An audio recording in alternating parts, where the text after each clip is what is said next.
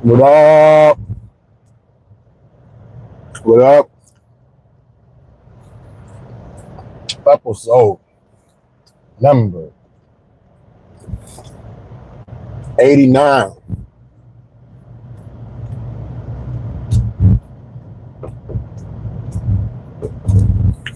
I'm snacking.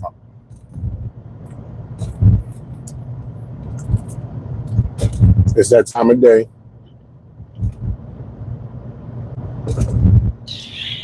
But we've hit a magnificent milestone.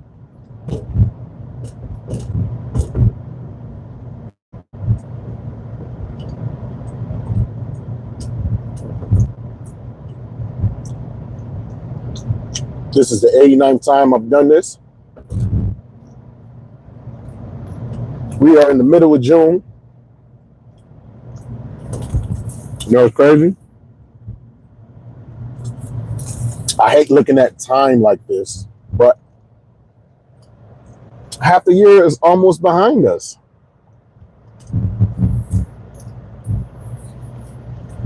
Some say time is getting faster. I don't believe that. I believe time is always a constant. I think that our perception changes as far as the speed of time. Like, if you look at a clock, it moves real slow.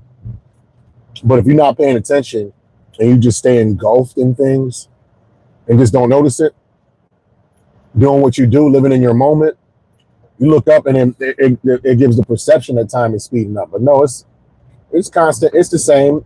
The only thing that changes is how we view it. Prime example. And it all depends on how old you are, too. I forget the name of the phenomena, but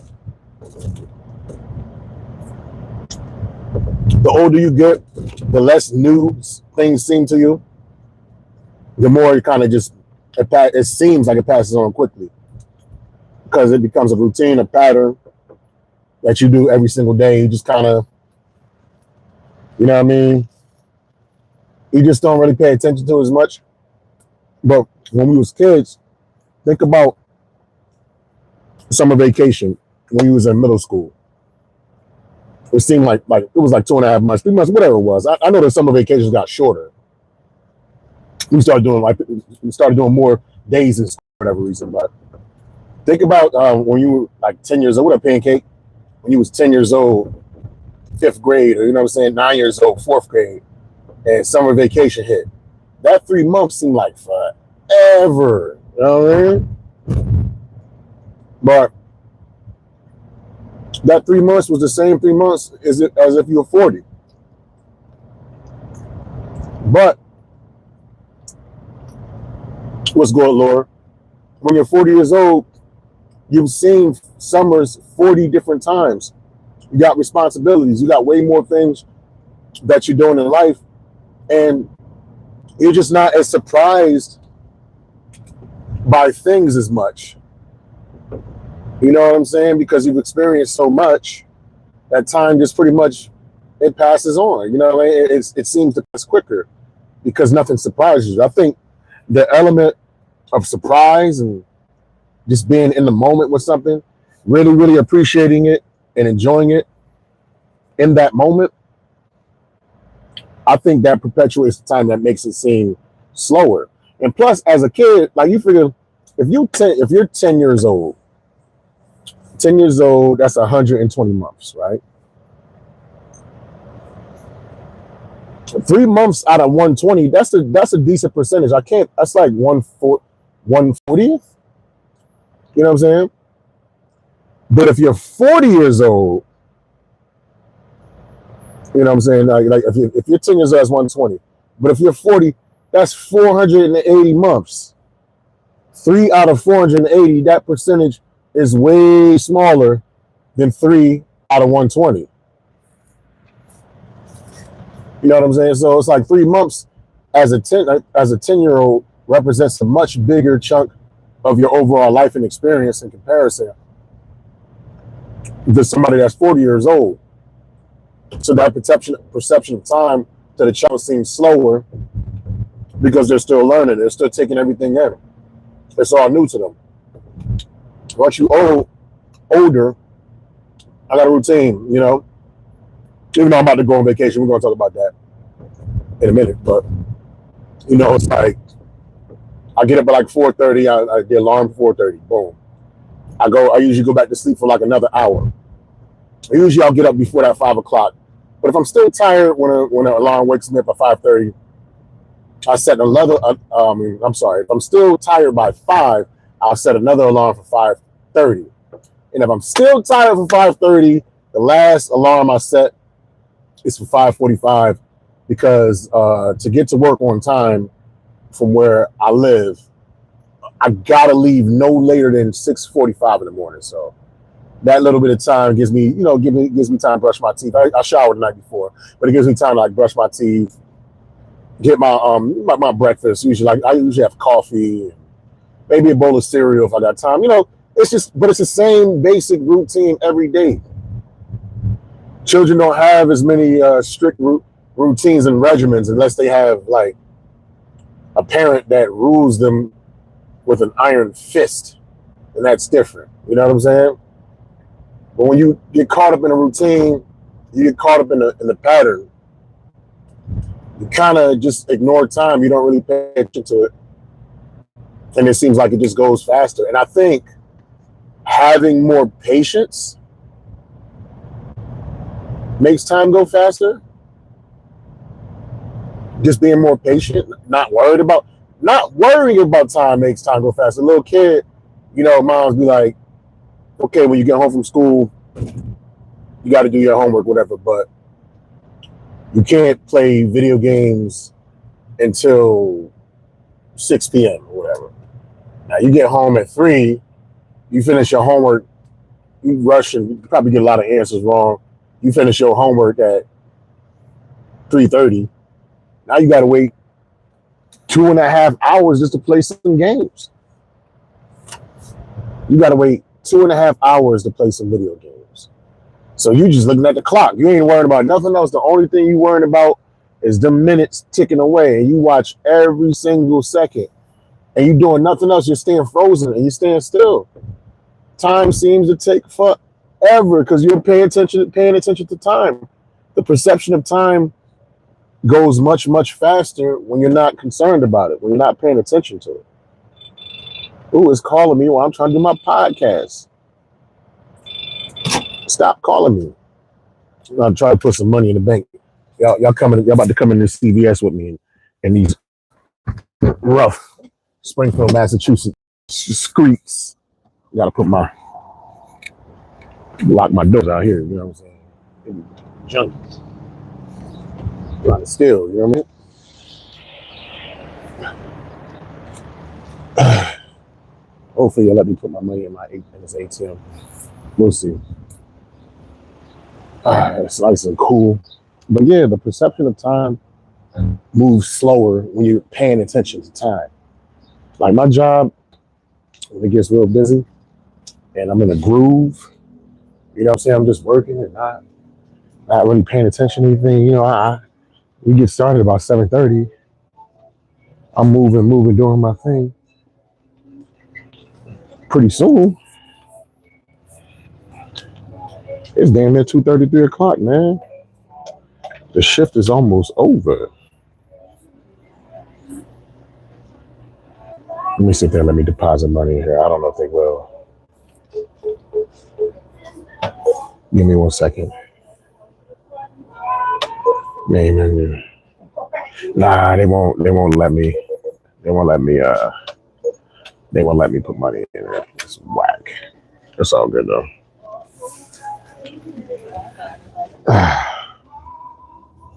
Keep hearing footsteps, baby, in the dark.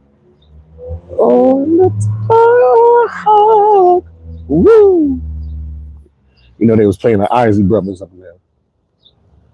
Yeah, so if you want time to feel like you're slowing down, start staring at the clock more. Pay attention to the clock. But the only drawback to that is you ain't gonna get nothing done. All you're doing is looking at the clock. Give me 1 second. 1 second. 1 second. Yeah, my bad. If your eyes are glued to the clock, it's going to give the perception that it's going slower. So you can slow down time that way. But the only drawback is if your face is just glued to looking at the ticking of time, yes, the perception of time slows down, but at the same time, no pun intended, you don't get anything done. You legit just looking at a screen, man. You know what I mean? You're legit just looking at a clock, not doing anything. The point is to keep yourself active. The point is to keep yourself busy. Time gonna do what it do. Time is gonna move, man. Ain't really, it's nothing you can do about that. Time is gonna move forward. Time is gonna progress. And the thing is, many people, I don't think like this as much as I used to, since I've been more towards this path of enlightenment. But the reason why people will even be saying things like time is speeding up and be concerned about things like this is because they have a scarcity mindset of existing in reality. And in their head, if time is speeding up, then that means they are accelerating to their expiration date. And a lot of them, they think this is the only life existence we have, which is categorically false, because every single atom that composes us has always been there. What's good, Mateo? I know somebody, one of my good friends is named Mateo. That's funny. But he's black, though. You know what I mean? Are you black? If you're from Russia, I doubt it. You know what I'm saying? But a lot of individuals, like I said, they have a scarcity mindset of the concept of time and existence. And so that's why they worry about it. That's why they say things like this. If you believed that your atoms are eternal, that you've always been here, and the things that have composed you are constantly recycling and regenerating into different things and having different experiences, you won't worry about time speeding up. You know? It's like going to an amusement park. Imagine an amusement park with just like an infinite amount of roller coasters. You don't get sad when you're on a roller coaster because it's, they're only about 2 minutes each or whatever. No, because you always have another roller coaster that you got to get on, that you're going to get on. That's what I feel about reality and existence in general, man. There's just one infinite sized amusement park with an infinite amount of roller coasters, and the life experience is that one roller coaster, and when that roller coaster ends, you get on another roller coaster, and when that one ends, you get on another one. And it's not me theorizing this is true or not, because all the atoms, everything that compose you, didn't just appear out of nowhere. It was something else before. Another form of existence, another roller coaster. Once that roller coaster ended, the atoms, dissipated, regenerated into other things, multiple things, different things. Had another experience somewhere else. I'm comforted in that. So when I think in that manner, yes, there are things in life I would like to achieve in this experience, if I can. You know what I'm saying? Absolutely. And I know there are things in this physical life that definitely have a deadline for me to achieve in this specific form. I would like to. But if that doesn't happen, you know what I'm saying? The atoms that compose me are going to regenerate into something else, and it's going to have other experiences and complete other tasks. And I will have that, whatever I am or whatever it is, I'll have that same level of wonder and enjoyment and excitement, whatever emotion that it is, because I won't remember none of this shit right now. It's like I said in one of my other videos. Imagine your favorite movie. What's your favorite movie? The best movie you've ever watched in your entire life. Remember how that made you feel. The emotions, the exhilaration, the laughter, the pain, the fear, whatever kind of movie it was, right? You loved it. And you probably watched it 100 times, but you get to the point, you know every scene, every part of dialogue, everything. Like I watched Swingers the other day, and I love that movie, but it just don't hit the same way the first time I watched it 30 years ago. Now, if you had the ability to make yourself forget that movie and have those experiences like you never saw it before every single time, to me, that's what it's like, you know, after you transition, you pass on, and then you get regenerated and come back to something else. You're having that exhilaration all over again because you don't remember nothing that happened before. I'm okay with that. I don't get caught up.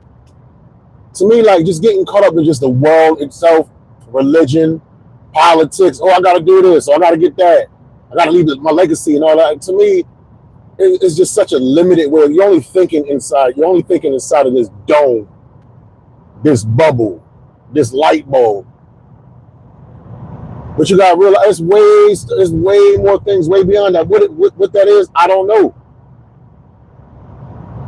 But I'd rather not just contain myself just in this bubble that stresses people out.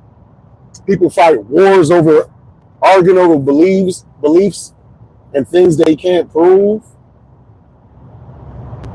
That's no existence. That's no optimal existence for me. Me just not getting too bent out of shape with reality in general. Yes, things are going to depress me. Things hurt. Things that make me sad, happy, whatever. Yes, I'll enjoy the moments. Just like when I'm watching a movie, things that make me sad, things that make me upset, things that hurt my feelings. Like, a movie can't literally physically hurt you. So that's the one difference in the analogy. But you get the idea overall.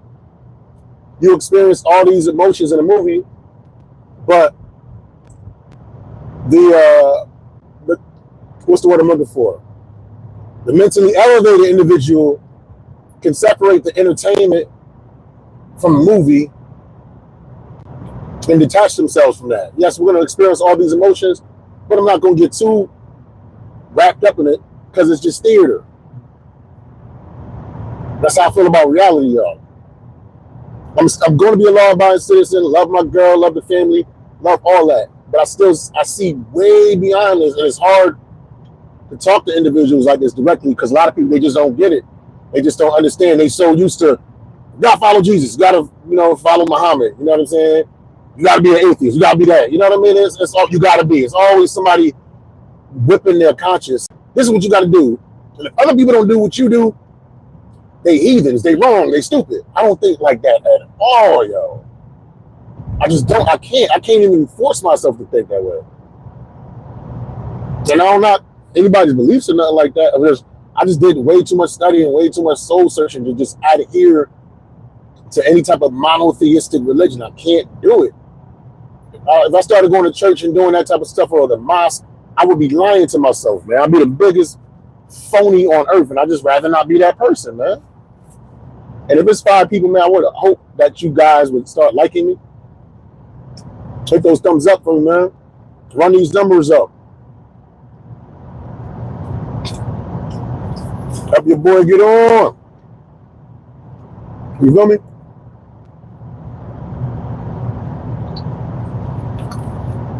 Help me get famous. One of y'all gonna help me. 1 second. That's my busy. My bad. Just gotta stop at an ATM, man. Got paid on my comedy show. Had a good comedy show. We don't gotta be deep no more, man. Had a real good comedy show last night at the Red Rock in Hartford, man. Shout out to Tom McDonough that booked me, put me on. He saw me at an open mic.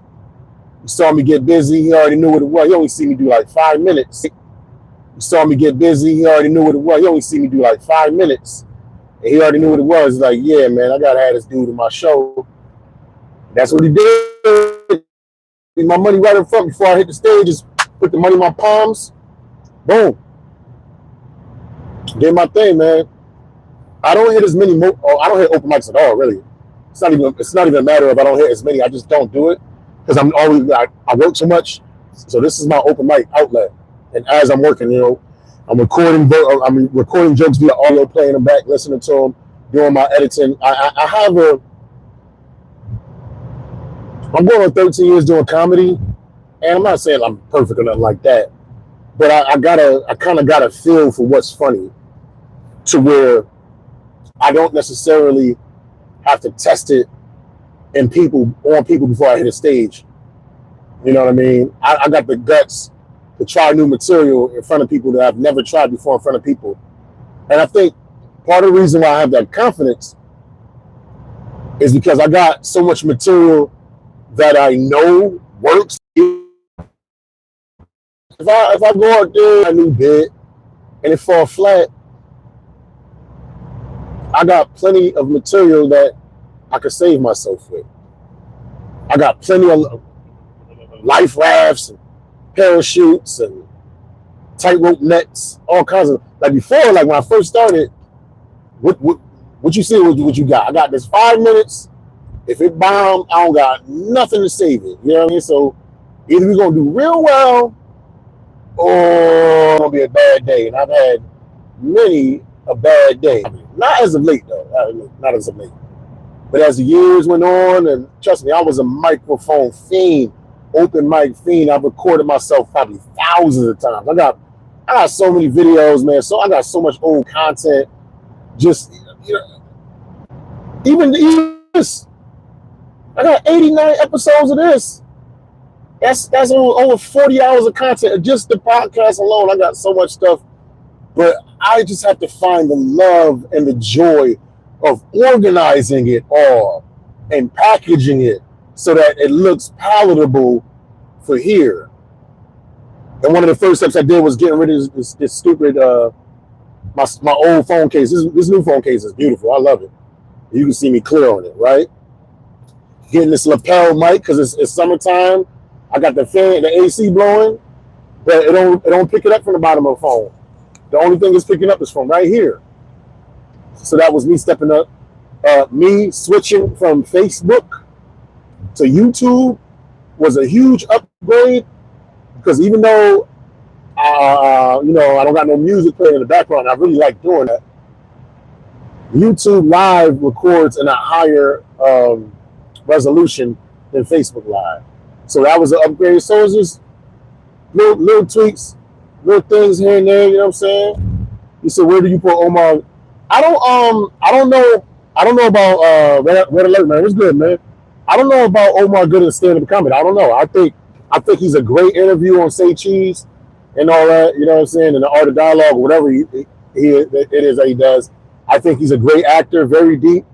I think he has a nervous tick, where he'll be like, blah, blah, blah. No. He has this like nervous, weird laugh that is kind of off-putting.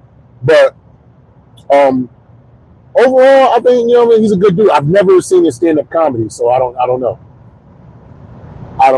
I know he's been acting probably well over 30 years, and a lot of actors, they can pretend like they're funny. You understand? They understand the stage. They understand how to project their voice. They may not necessarily understand how to construct good crafted jokes, but I would assume, because he's entertaining to listen to in interviews, you know what I'm saying? So I would assume when he hits that stage, he can be just as entertaining. Not saying he may be funny, but just as entertaining. And he can rap. Like, he got bars. When he was going back and forth, when I even back and forth. Well, yeah, him and Cameron was going back and forth a few months back. That was funny. That was a sight to see. But I don't know. You know what I'm saying? Like, and honestly, like even with stand-up comedians, I'm not the type of comic that will publicly judge other comedians. I don't do that. Why? Because even if it's a comedian that I don't fancy in particular, anybody that's famous and doing a thing, I say more power, more respect to all of them. Like the ones I really like, I'll mention that. I haven't heard every comic, and I don't listen to a whole bunch of comedy. There's only a relatively small few amount of comedians that I listen to, but I never know who I'll be potentially working with. And if I get on these apps and just start bashing comedians that I don't fancy, that aren't my cup of tea, that could hurt me in the industry. So I don't move like that. I don't say what real comedy is. I don't say what fake comedy is. You want to know what I think real comedy is? Watch my stand-up. Watch my stand-up and you judge it for yourself. You think it's dope or you think it's booty cheeks. You know what I'm saying? But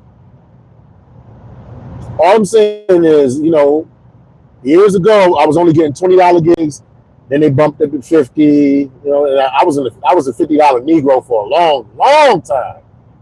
Then I started becoming a more consistent $100 Negro. Then it went up to 150. You know what I'm saying?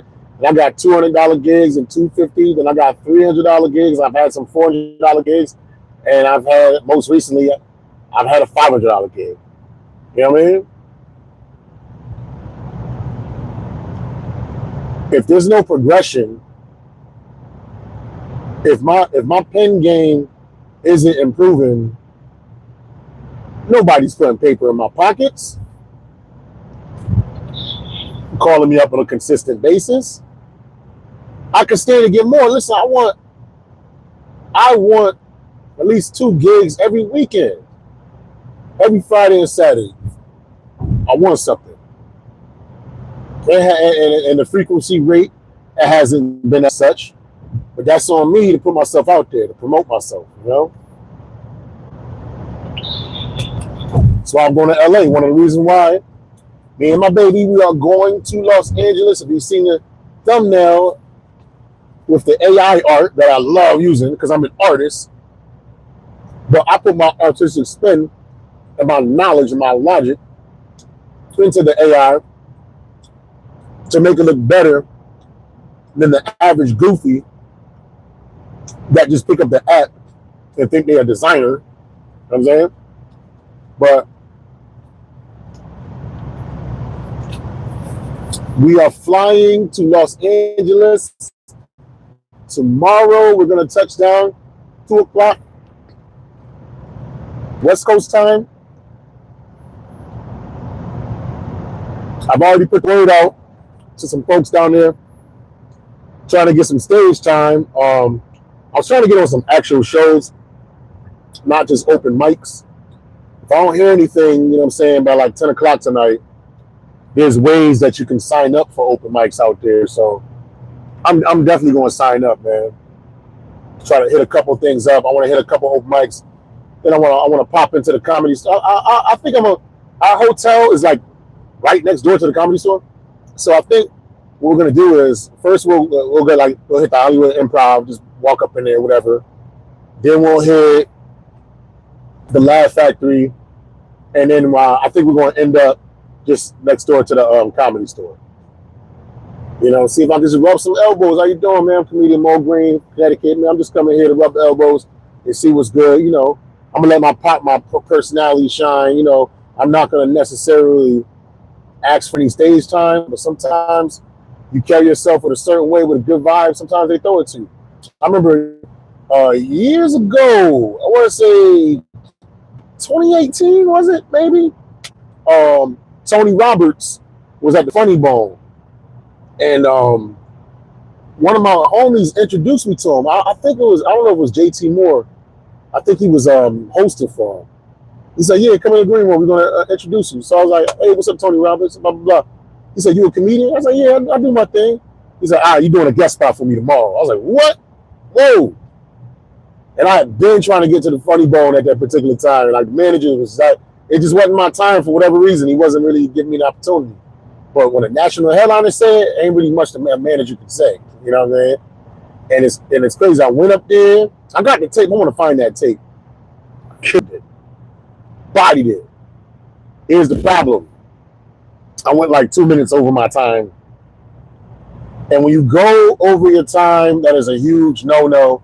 So even though I killed it, I was being real, real greedy. Tony Roberts did not like that and didn't talk to me ever again after that. Because I got greedy. I was feeling myself a little bit too much.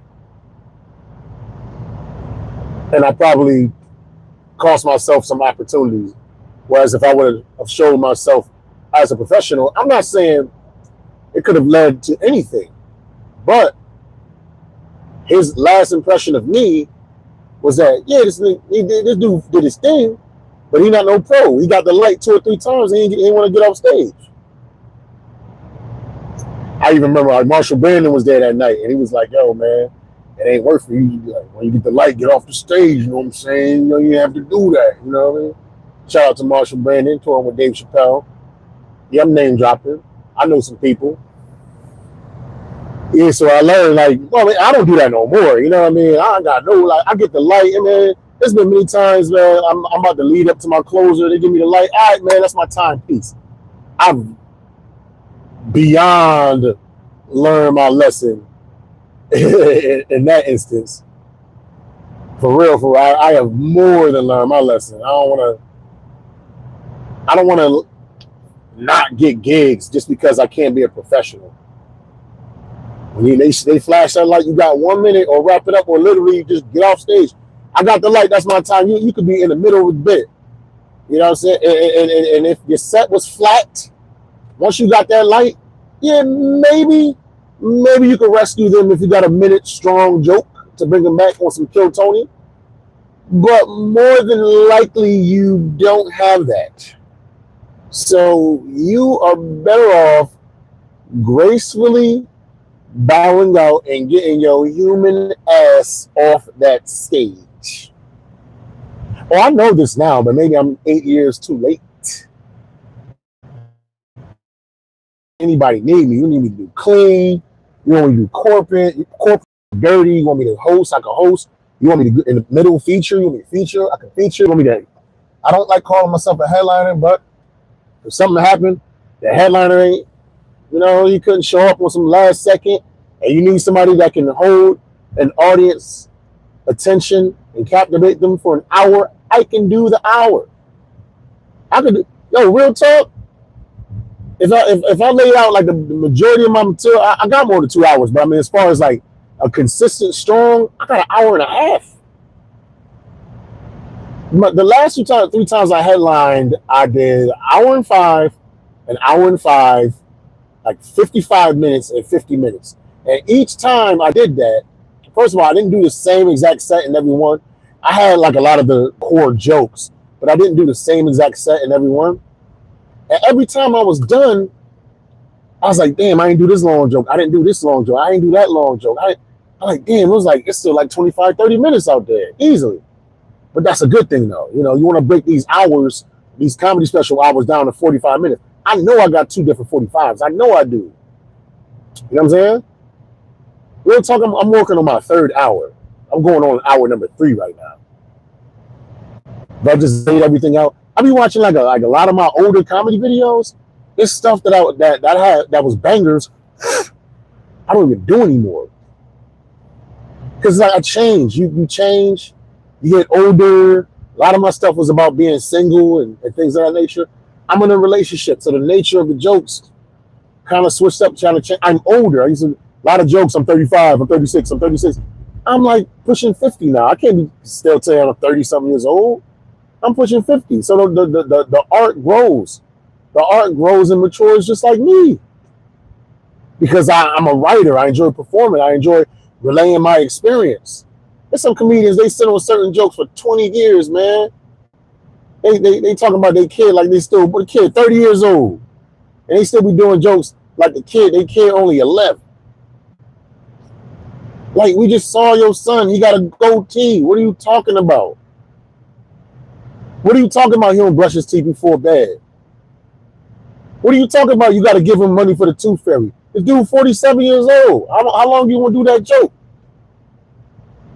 Now, there are ways to do that if you want to do your older material, but you got to speak in the proper sense. When my son was young, man, it's tooth fairy, you know. But he was still looking for the tooth fairy when he was 13. That actually would be funny. So you have to speak it in the past tense. These dudes be speaking jokes like it's still like this is the current thing that's still going on. There's nothing wrong with being a comedian and talking about stuff in the past. Ain't nothing wrong with that. It's just a different form of writing. It's past tense writing. Make the past tense funny. So many times, like I even still do like some of my dating app jokes and things of that nature, but I always preface it. Yes, I have a lady now, but when I used to be on these dating apps, blah blah blah blah blah. That's why I'm glad I'm not on these no more, because you know what I mean. So I can still use the material. I just moved some of the words around, you know, to still keep it fresh. You know what I'm saying? You cook your dinner up real good. You eat a little bit. You throw it in the fridge. You want to eat some leftovers next day. You don't just eat the leftovers when it's all cold. Maybe you got to heat it up a little bit. You know what I'm saying? Sometimes the macaroni and cheese been in the fridge for a few days. Maybe you got to throw a little bit of milk. You know what I'm saying? Stir it up a little bit. Throw it back on the stove. Maybe even put a couple more gratings of cheese on the top of it. You dig? To spruce up and freshen up something that you prepared in the past, to make it still more palatable, even though it is, so to speak, old. You know what I'm saying? So yeah, man, I'm constantly working and developing. It's just a lot of those older jokes. Like I got jokes about eating booty and all that stuff. It's just, I know I'm a better writer. I don't even, when it comes to me writing my comedy now, I don't even intentionally do this. I don't write dirty anymore, man. I still write adult. I have adult themes, but I'm not cursing and being overly sexual and stuff like that. Now my senior citizen threesome, my 65-year-old threesome, I'm gonna always do that. You know what I'm saying? That's funny. But even with that joke, it's very graphic. It's dirty. It's adult, but I'm not cursing you out when I'm doing it. I'm not cursing and being profane. I'm very poetic. I'm very artsy with the way I do, and that's the challenge. You know what I'm saying? Me as a writer, me as an artist that's painting these pictures, in my artistry, how can I take something that's dirty and that's crass, still convey the message, and clean it up at the same time? You know, therein lies the challenge, man. Like jokes, comedy, it's like math. It's like a science experiment.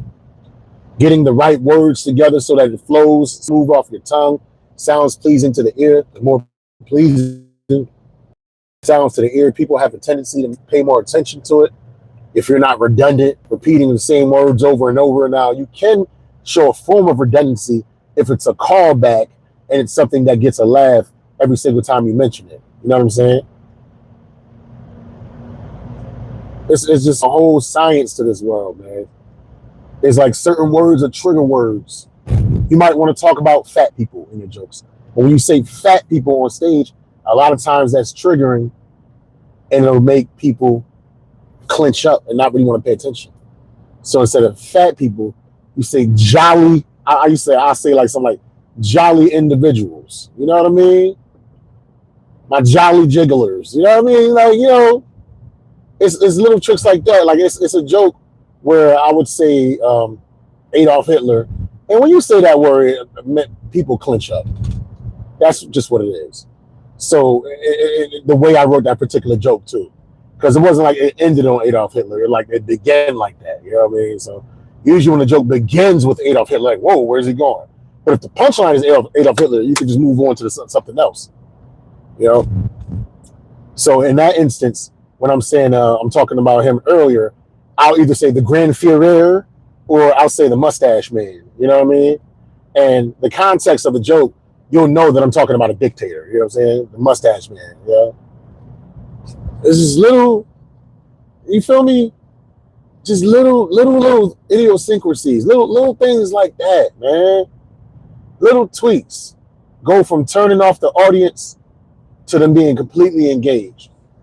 And you only figure that out. For me, I'm just honest with myself. Like, I know certain way, unless I want the audience to be triggered, I want them to be upset with me because I know I'm going to turn it around. But if I need their attention and I want to convey certain ideas and I know certain words are triggering, then I got to find proper synonyms to use to convey that same idea. But now they end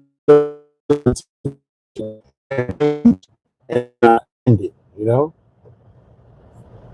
Like I remember I did this old folks home, and I got this one bit where I was saying, now I think I can still have kids. My girlfriend, she can have kids, but she's 47. I'm 47. You can't mix old sperm with old eggs. You're gonna get an elderly children. But when I'm doing that same joke in a senior citizen center, damn, it's hard to say. When I'm doing that same joke in a senior citizen center, you know, they looking at me. First of all, I'm younger than everybody in there. I'm 47, and like the average age is like 75, 80. And I'm the only black guy in there. So they got a certain expectancy how I'm going to be. I'm going to give them the opposite of what they expect. They're not going to get the hood. They ain't going to get the hood booger or nothing like that. So instead of saying you can't mix old eggs with old sperm, I said you can't mix old male reproductive fluid with old female reproductive fluid. You're going to get it. And even that sounds funny. Male reproductive fluid, female reproductive fluid. It's very hard to say. It is a tongue twister. But when you got that going on, your mouth game pause is working right, and you can do that, it flow out smooth, man.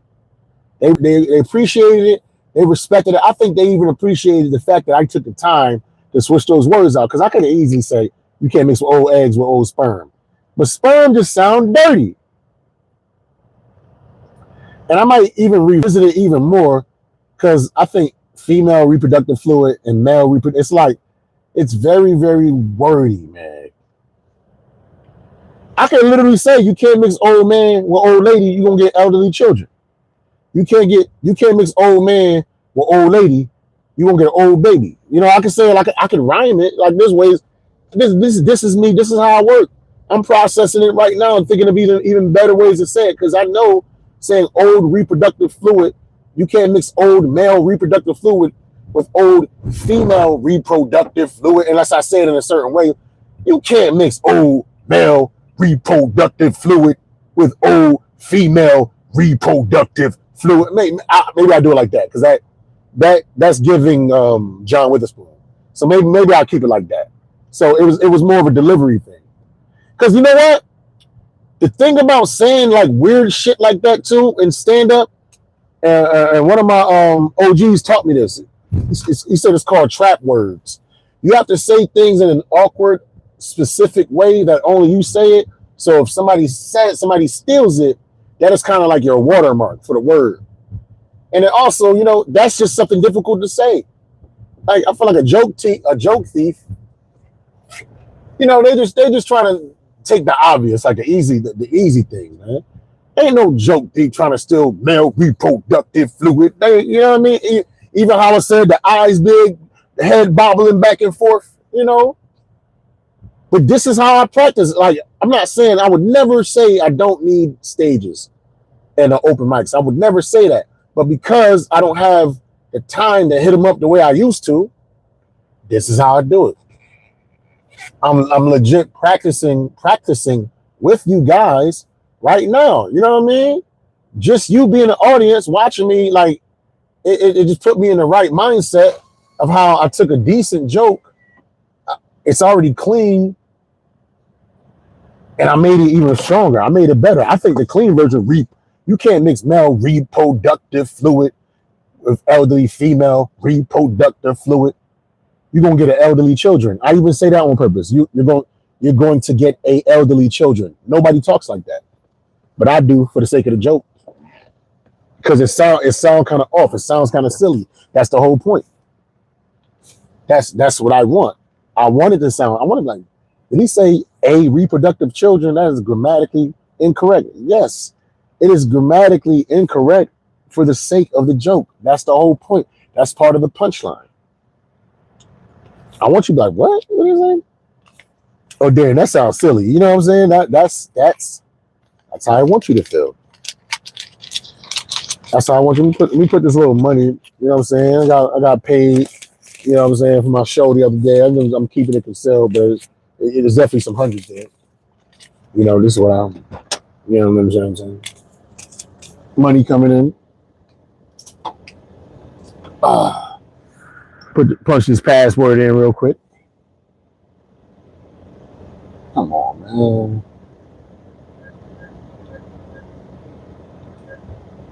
Okay. Give me 1 second. We're making a deposit. Checking cash. Oh my God. Oh. There we go. Put that up in there. Yeah, this is a good podcast, man. You know what I mean? We're gonna confirm that. I've been rocking with y'all for 45 minutes, man. Yeah, but tomorrow, just to sum up real quick, we're going to LA. We're going to be in LA until Monday. Once we do checkout, we might hit one more thing during the day Monday, and then we are driving straight to Las Vegas. We're going to check in Vegas. More than likely, take a little nap or whatever. Then hit the strip a little bit, take into Vegas for the night, and then Tuesday, if I'm not mistaken, I think we're gonna drive to Death Valley. Basically, it's gonna be weird for me to keep up with the podcast. Well, not really. During this coming week, because I'm on a whole different time zone out there. You know what I'm saying? So what I'm gonna do is I will. I'm not gonna go live, but I'm gonna give y'all at least 15 to 20 minutes of podcast. You know what I'm saying? I go in the car or something like that, or just away from my lady chick, or tell her to put her headphones on while I give you this content. You know what I'm saying? Let you know what's going on and stuff like that. Or while I'm driving, because I'm gonna have my phone obviously on me, and I'm gonna have it propped up. I'll freaking sometimes maybe on some of these excursions, because we got a couple of 2 to 3 hour drives that we're gonna do. And like we're driving to LA, to Vegas from LA. That's like a 4.5 hour ride off top, you know what I'm saying, Monday or whatever. So I might just go live for like 20 minutes, you know what I mean, just to keep up with the content, because I want to stay consistent. I feel like I've been very, very consistent with you guys. I'm going to start, if you look at my page, I got my Cash App, my Venmo and stuff like that, you know what I mean? If y'all like what I do, like the fact that I'm consistent when I do this, man, I mean, donations are much appreciated, so I can upgrade the equipment. I can upgrade the situation, man. I get a big enough following, and enough of y'all is lacing my pockets. If y'all could get me out of working the regular 9 to 5, so I could do the content full time and do my stand up at night, that's the ultimate goal. That's where we, you know what I'm saying? That's the pinnacle. That's where we're trying to reach, and we're gonna reach there. Just staying consistent, man. Staying consistent. That's why I keep doing this, man. Every day. It's just become, it's become a routine, man. I don't even think twice about it. There's been a couple times when I've been tired and a little stressed out, and I didn't necessarily want to do it. There's been times like I had a 5-minute episode because I was sick, but I still did it. You know what I mean? But overall, we got 89 episodes of content of just a podcast. We're not talking about all my short videos, my clips, my stand-up comedy. All of that stuff is within this channel. You know what I mean? So yeah. Look through my look through my bio, look through my description of me. You know what I'm saying? Hit your boy off with something. And as I tell all my young and up-and-coming comedians, there is no such thing as writer's block. If the comedy guys have not given you anything new, subscribe on that page. It is their way of telling you to work out the things they already gave you. Stay away from the nonsense. Stay away from the negativity. Stay away from the gossip. Stay away from the rumors. Stay away from the foolishness. Focus on the funny. Lead with love. Life is not something that happens to you in spite of you. Life is an experience for you to behold. So get to beholding. With that being said, I hope you friends, family, have a wonderful, wonderful weekend. Because by this time tomorrow, your boy gonna be in Los Angeles. Peace.